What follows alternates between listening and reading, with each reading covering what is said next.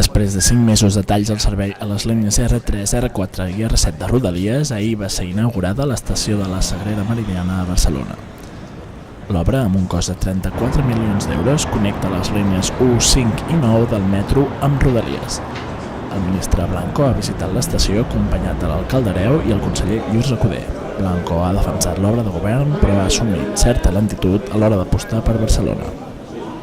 Desde el Ministerio de Fomento estamos realizando una apuesta sin precedentes, es verdad y reconozco que tardía, pero sin precedentes por la movilidad sostenible en esta ciudad con el desarrollo del plan de Rodalies.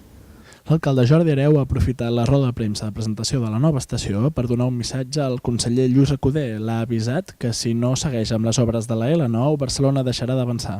Aquí és molt important perquè connectar la Sagrera amb l'aeroport és fonamental.